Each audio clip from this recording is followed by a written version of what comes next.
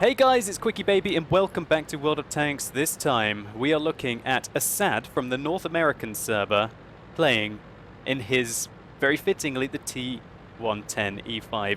This is the top of the food chain when it comes to American heavy tanks.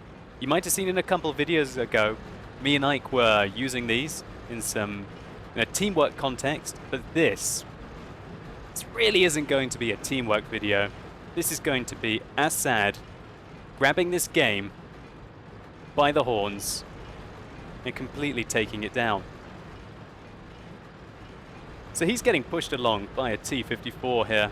It's not really necessary. The T110E5 has not got a bad engine. It definitely can keep up to its top speed limit, I think about 35 kilometers an hour. Now that top speed limit isn't fantastic when you think about some of the Soviet tanks such as the IS-7 being able to go much faster than that, and even the Chinese Tier 10, the 121. But the T110E5 is certainly a lot faster than the German heavies, which allows it to get around, and it basically performs a lot more like a medium tank than a heavy tank. Now he's got an interesting game here. It's pretty balanced either side. A third of the enemy team are Tier 10s, a third are Tier 9s, and a third are Tier 8s. Wow, matchmaking working well on the NA server. He puts in a great shot there into the 50-100. It was a nice high roll. The average damage on this 120mm is 400, so rolling for 456 is pretty darn nice. So El Haloof has changed quite a lot. Previously, it was the single corner over there. Now there are multiple avenues for the enemies to attack from. And Assad has found a position here that I think I'm going to give a few goes at trying out when I play on the live stream. Usually, I would like to sit up around here and try and fight it out on that corner. Or if I'm in a medium or a light tank, I'd like to go down there. Assad is going to show that if you're in a tank with some pretty good gun depression, and alright frontal armor like the T110E5, you're able to have fantastic rounds from up here. Now his artillery put in a cracker of a shot against the T-34, removing the first tank from the enemy team. That was a little unlucky. I think Assad should have aimed that shot for just a little bit longer, but maybe he thought he could pull back before the E-75 fired one at him. But the excellent reload on the T110E5 allows him to fire twice, whereas the E-75 would definitely be reloading there, unless he was not using the top caliber gun on that tank. Now this SDB-1, that's using kind of the opposite position to Assad, is also having a rather good game at locking his team down. The SDB-1 is the last of his warriors right now, as a Jagdpanzer E100 pulls out in front of him and aims his gun directly at Assad. That's definitely not something that you want to get shot by. He tries to aim for the weak point on top of the E100. There's what looks to be a little machine gun port on top of the vehicle that you can take advantage of. But the E100 puts himself into a great position, hiding his lower plate, which from this angle would be quite challenging to penetrate because you'd be aiming down on it. But the threat of that 170mm gun is keeping Assad from aggressing against him.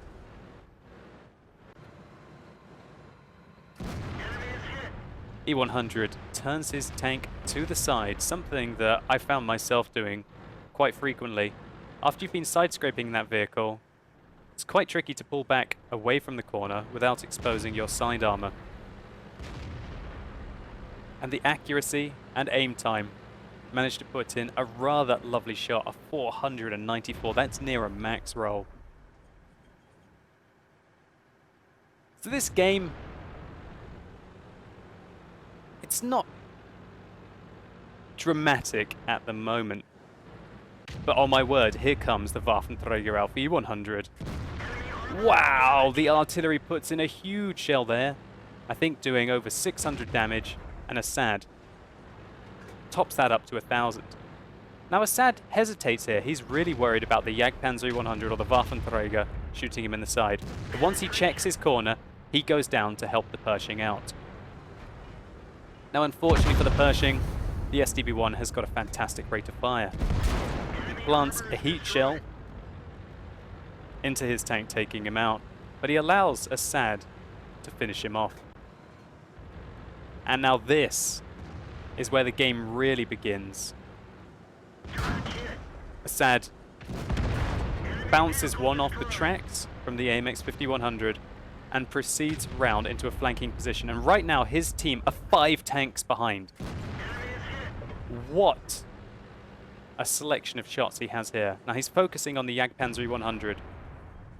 Changes his mind to take down the Waffenträger, as the Jagdpanzer E100 seems to either not know where he is or is focusing on the front. That allows Assad to finish him off and to move on to another target, the IS-8, who has found out where he is, but it doesn't matter. Fantastic rate of fire on the T110E5 allowed him to absolutely pick apart his opponents there, penetrating 4 shots and securing 3 kills. But his team are still 4 tanks behind. Well, make that 3 now, as Assad picks up 4 kills in very quick succession. The enemy artillery very nearly changed the outcome of this game. With Assad down there, this FV-4202 would be drastically outnumbered and probably unable to deal with the remaining opponents.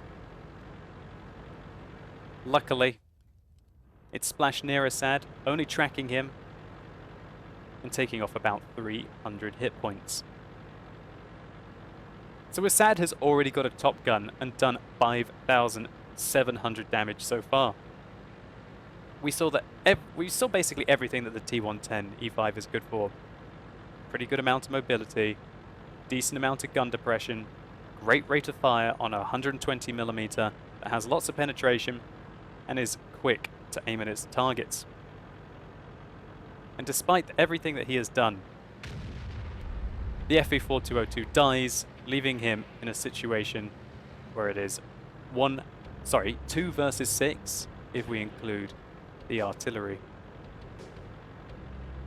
Assad shows off a side profile there of his tank, displaying the 2 stars that he has on his gun barrel. Now even if Assad is to die here, he's already got the top gun, and he's going to get a really nice experience result out of this. There's nothing that can take that away from him. But he's not quite done yet. He's putting up his last defense.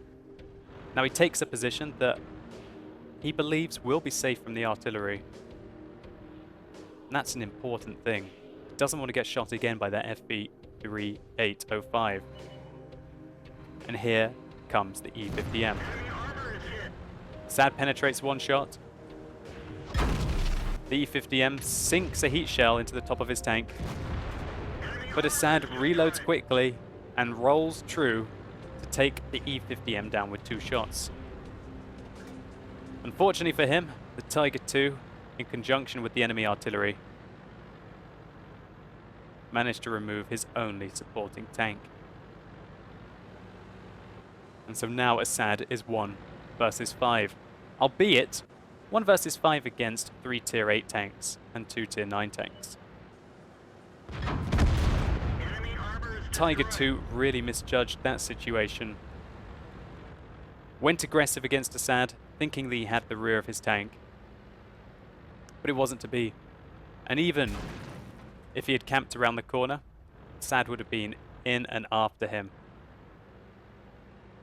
So he gets hit by something there. We don't know what it was. I didn't quite see how much damage he took. It probably was the Borsig or the Waffenträger Alpha E100, considering the meaty stunk that came out when it hit his vehicle. Well, we found out it isn't the Borsig. And if the Borsig is attacking so aggressively here, he must be supported.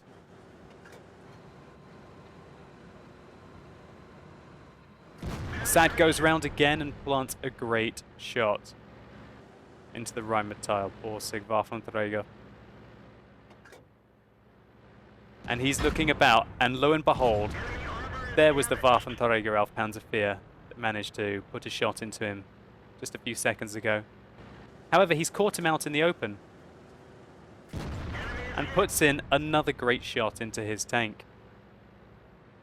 And right now, Assad must be worried about where the enemy tanks are. Where's that AT-15? Maybe the AT-15's camping base? The artillery hasn't taken a shot at him yet. He's using these mounds very well to avoid the fire. He puts a good shot into the Borsig there, who tried to attack at the same time. And now the Waffenträger auf Panzer IV discovers just how bad the gun depression is over the front of that tank as he drives forwards, unable to connect a shot, having to expose the entirety of his tank, allowing Assad to reduce him to 8 hit points. And the Waffenträger must have a damaged gun or a damaged ammo rack as he fails to shoot another shot at him, which allows Assad to finish him off, but the AT-15 shoots him in the side, taking his tracks off with a big artillery shell from the FV-3805. Now Assad has run out of regular rounds and fires a heat round right through the front of the AT-15. Holy smokes, what a result there. The enemy artillery hit the only shot that he had against him, but he's got 3 minutes left to find the FV-3805 or to cap out. And it's going to be close. The T110E5 is fast, or relatively fast, especially uphill with its excellent engine. But if he's going to be able to catch the artillery, that's another question altogether. 11 kills in from Assad and 9,000 damage. He has single-handedly turned around this game, not once, but twice. The first major engagement that he had over in this position, and the second major engagement holding the base versus 4 enemy vehicles, which also had artillery support.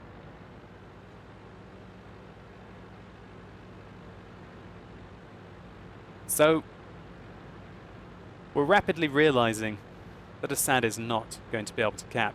To be able to cap, you have to have 1 minute and 40 seconds left on the clock when you reach the cap circle. So it's going to be all or nothing if he wants to win this game. His heart must be going.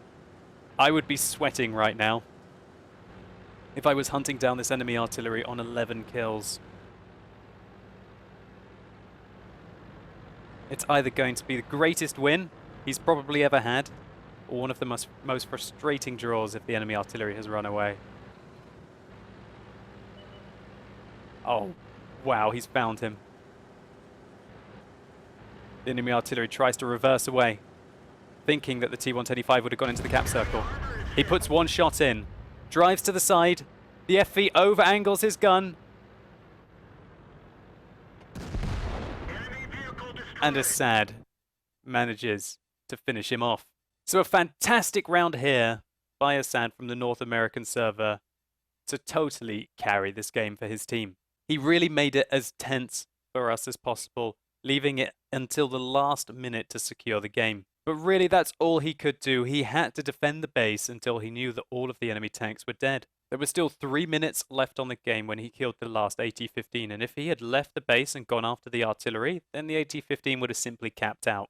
So Assad, thank you so much for sending me this replay. It was a joy to watch, and congratulations to you on one of the best games I've ever seen in a T110E5. Getting 12 kills in a Tier 10 game is something that's very rare indeed.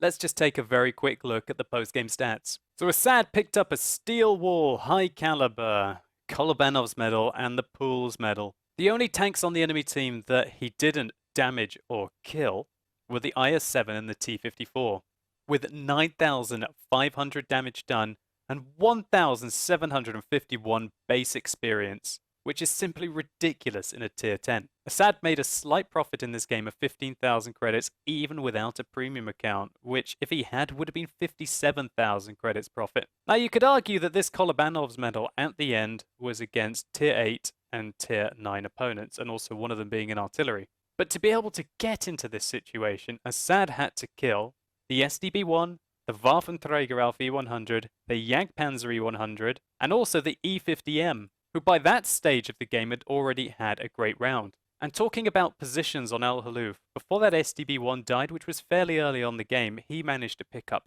3,300 damage. So that initial position that Assad was in and the mirror position the SDB-1 that was in seems to be quite a strong meta for the current map. So again, just to say, Assad, thank you so much for sending me this replay. I thoroughly enjoyed it, and hopefully all of you guys did as well. And if you did, please consider giving this video a like down below. It really helps the channel out. And if this video makes you want to know everything that the T110E5 is all about, then simply click up here and you can go through to a full tank review of this vehicle. And let me know in the comments below what you thought about Assad's performance here, and also if there are any sneaky tips that you might want to give the community on how to play the new El Haluf since it's been revamped. Anyway guys, as always, thank you so much for watching. You've been epic, and hopefully I'll see you soon.